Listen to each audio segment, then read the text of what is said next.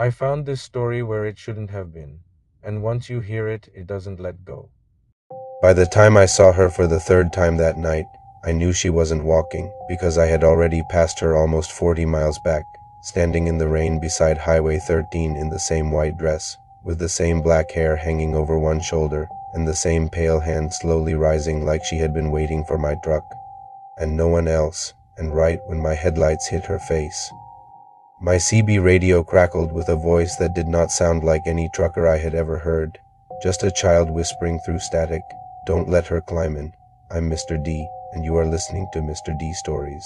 Most of you listening to my stories are not subscribed yet, so please like and subscribe to hear more from Bloody Chapter. My name is Eli Mercer, and I'd been driving highways long enough to know when something felt wrong, but not long enough to stop pretending every strange thing on the road had a normal explanation. That night, rain was pounding so hard against the windshield it sounded like gravel. The wipers were fighting for their lives, and the road ahead looked less like a highway and more like a black river with faded lane lines floating through it. I was running a refrigerated load across a stretch of forgotten back road to make up time after losing hours at a loading dock, and I hadn't slept properly in almost 2 days. At mile marker 9, I saw her the first time, half hidden in the weeds on the shoulder. Barefoot, soaked. One hand raised without panic, just calm, like she already knew I would stop. I thought maybe she'd been in an accident, maybe stranded, maybe dumped out there by some lunatic. So I reached for the CB and asked if anyone else had eyes on a woman standing near marker 9, and after a long hiss of static, some old trucker with a rough voice came through and said only 3 words, "Keep rolling, son." I looked in the side mirror and she was gone. By mile marker 11, I had almost convinced myself I imagined her, until my headlights swept the shoulder again, and there she was for the second time, same dress, same face, same raised hand, only now there was no way it made sense, because there hadn't been a single crossroads, gas station, house, or dirt turnout between those 2 markers where anyone could have gotten ahead of me in that storm. My stomach tightened, and I grabbed the radio again, asking who was messing with me, but all I got back was that whisper, even softer than before, "Don't let her climb in." I laughed then, not because it was funny, but because sometimes fear comes out sounding like that when your brain is trying not to break. The thing is, I should have listened. I should have locked the doors, turned the radio off, and kept driving till dawn. But guilt is a dangerous thing on lonely roads. My daughter Lily had stopped answering my calls much these last few months, and every time my phone lit up and it wasn't her, it felt like another little punishment for all the birthdays, school plays, and ordinary Tuesdays I missed because I was always somewhere between states. So when I reached mile marker 13 and saw that woman again, standing in a curtain of rain with her bare feet in the mud and her white dress pressed to her skin, she no longer looked like a ghost to me. She looked like someone's mother, someone's daughter, someone who had been abandoned, and all I could think was what kind of man leaves a woman out in a storm like this. I eased the truck onto the shoulder, the brakes hissed, the cab trembled, and for a second I almost changed my mind, but then I looked through the passenger side window and saw her standing only a few feet away. Head lowered, hair covering her face. I unlocked the passenger door and leaned across the cab, calling out, "Ma'am, you need help?" She didn't answer. She didn't move. Lightning flashed across the road, and in that single white burst I thought I saw something behind her. Not one shadow, but 3, small and still. I opened the door and climbed down into the rain. Boots sinking into the shoulder, heart beginning to pound. "Ma'am?" I called again, but when I looked up, the shoulder was empty. No woman, no footprints walking away, no sound except rain and my idling engine. Then a cold shiver ran the length of my back, and I turned slowly toward my truck. The passenger door was still open, on the metal step, on the floor mat, and smeared across the rubber by the passenger seat were tiny muddy footprints, bare little prints, not hers, children's, leading away from the open door and disappearing behind the curtain to my sleeper cab. And just as I stared at them, something knocked once from inside the bunk. I stood frozen in the rain with my hand still gripping the passenger door, staring at those little muddy footprints leading into the sleeper. And the worst part was not the fear, it was how impossible and ordinary they looked at the same time, like three soaking wet children had climbed into my truck while my back was turned, except I knew no one had, because the road behind me was empty for miles. And the woman who had been standing there had vanished without leaving so much as a heel mark in the mud. Then it came again, a soft scrape from behind the curtain, followed by a low off-key humming that sounded like a child trying to soothe itself to sleep, and that was enough to jolt me back into motion. I climbed into the cab, slammed the door, hit the locks, and shoved the truck into gear so hard the trailer kicked sideways before catching. I didn't look at the sleeper. I didn't look at the footprints. I just drove. The tires hissed over the wet asphalt and the engine roared louder than usual, like it could feel my panic. Then the CB crackled. Shouldn't have stopped, the old trucker said. I grabbed the mic with shaking fingers and demanded to know who he was. Name's Harlan, he said. Been on these roads longer than you've been alive. Listen carefully now, boy. Whatever got in that truck, do not answer if it talks to you like someone you love. The cold that went through me at those words made my hands go numb. I asked him what was in my sleeper, and for a few seconds he said nothing. Just let static breathe over the line. Then finally he told me there had been a flood on Highway 13 21 years earlier. A woman and her 3 children had gotten stranded near mile marker 13 after their car died in the storm. She'd waved down truck after truck, but nobody stopped. One finally did, less than a mile later. The truck jackknifed through a guardrail and rolled into a ravine. State troopers found the cab torn open, the trailer split, the driver gone, the woman gone, the children gone. All they found inside were muddy footprints. I swallowed hard and told him ghost stories didn't leave footprints. These do, Harlan said, and before I could say anything else, I heard a small voice from behind my seat, so close it felt like someone had pressed their lips to my ear. Daddy. Every muscle in my body locked. My daughter Lily used to say that word exactly like that when she was 6 and too sleepy to open her eyes all the way. I could feel tears prick the backs of my eyes before I even understood why. Don't turn around, Harlan barked over the radio. Don't answer it. I kept my eyes on the road, white-knuckled, on the steering wheel. But then the voice came again, smaller and shakier.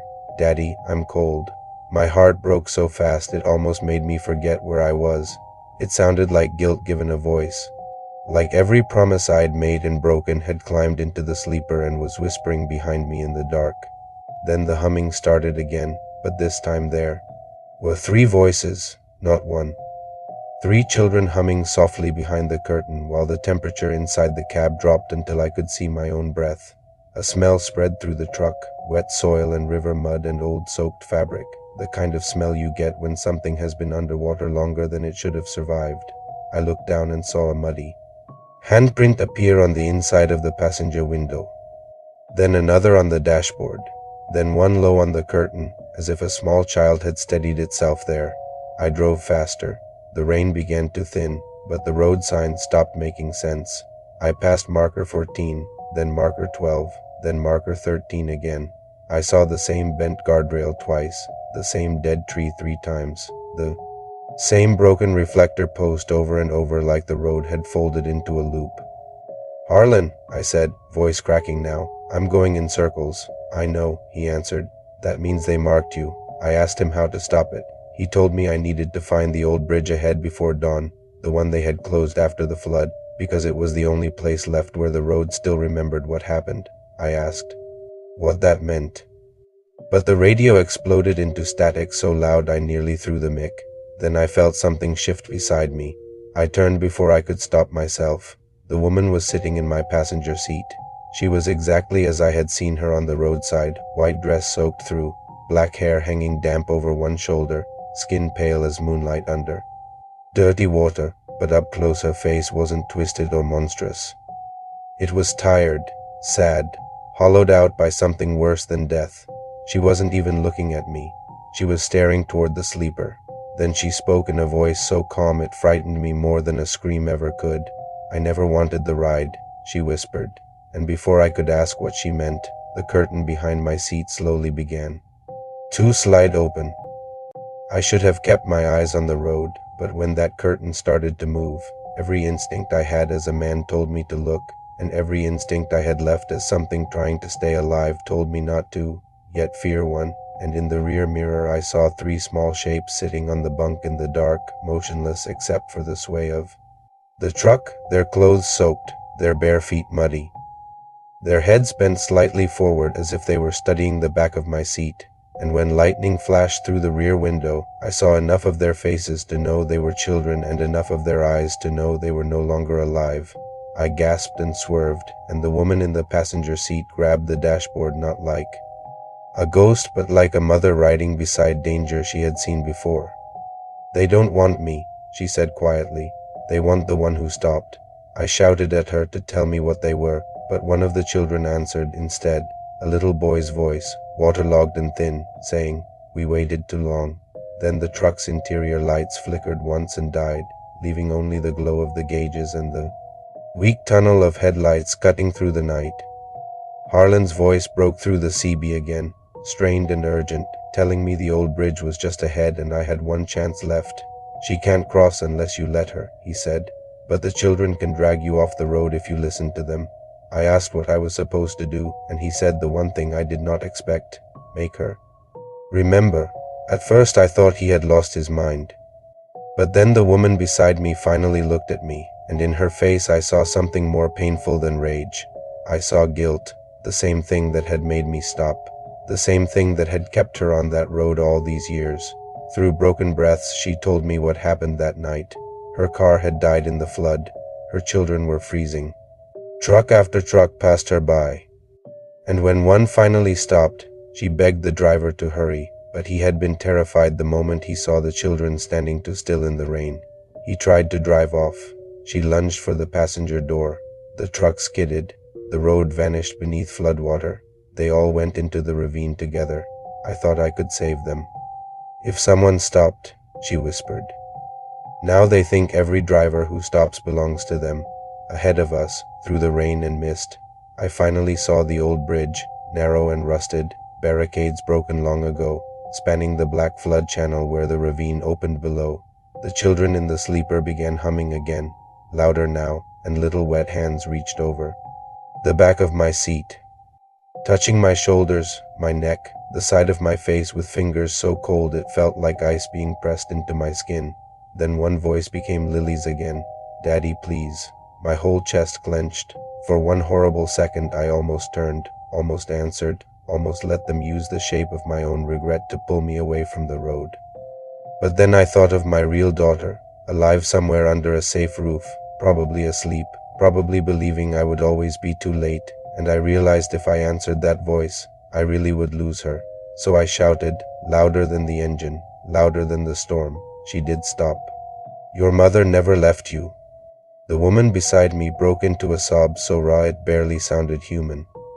And the children behind me went silent at once. The bridge loomed closer. The cab shook. The steering wheel fought me.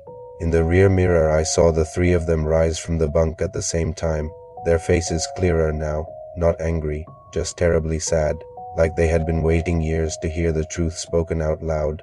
The woman reached for the dashboard and whispered through tears, "I'm here."